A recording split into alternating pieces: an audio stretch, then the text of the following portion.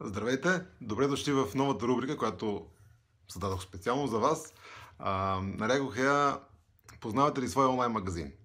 В тази рубрика ще разгледам няколко последователни видеа, в които ще анализираме съвсем накратко, в рамките на една-две минути, някои от ключовите метрики, които са важни за вашия онлайн магазин и които е добре да следите, за да може да сте наясно какво случва с него, да държите пръста си на пулса на този ваш онлайн магазин. Първата, не казвам най-важна, но първата метрика, която обикновено гледаме, това е трафикът, който идва към нашия магазин. Какво е трафикът? Това са хората, които пристигат в страниците на магазина ви. Независимо дали става въпрос за начална страница, за категории продукти или за продуктови страници, това са хората, които идват, отварят вебсайт ви и виждат нещо, което се намира на вашия вебсайт или магазин. Много начинаещи интернет маркетьори си мислят, че това е най-важната метрика. Не е, макар че е много важна. Както и много начинаещи Facebook маркетьори си мислят, че броят на лайковете е най-важното нещо за тяхната Facebook страница, но това е една друга тема. Така че трафикът е много важен и е добре да го следим, даже е задължително го следим и то на ежедневна база.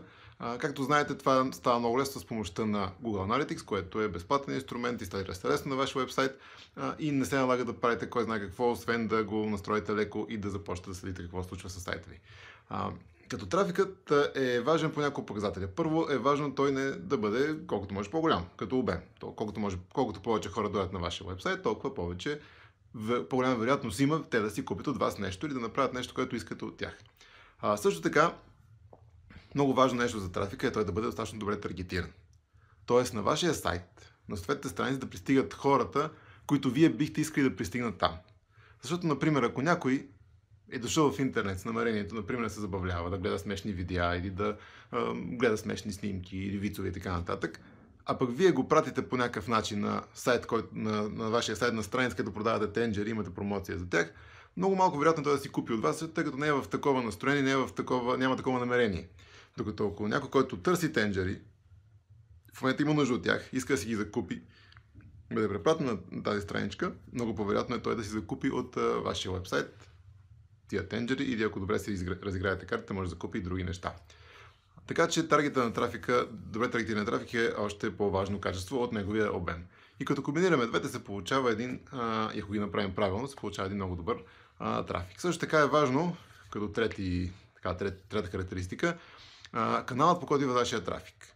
Имаме канал имейл, социални мрежи, платен трафик през Google, платен трафик през Facebook, органичен трафик през търсачки и така нататък.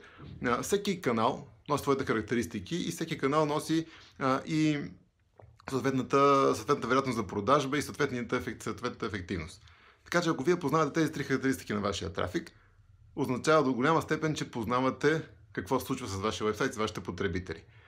И така, просто отворете Google Analytics, вижте секцията за трафик и разгледайте откъде идват вашите потребители, през какъв канал, какво правят на сайта ви, по кои страници посещават и през кои страници напускат сайта ви. И така ще придобиете много по-добра представа за това какво става с вашия вебсайт, вашия магазин и ще бъдете в течение с неговия пулс, как топти и какво може да направите, за да го подобрите. Така че започваме с трафика, но това далеч не е най-важната характеристика, но е първата и нещо, с което задължително трябва да се занимаваме на ежедневна база. Благодаря ви за вниманието, очаквайте следващите видеа от тази серия.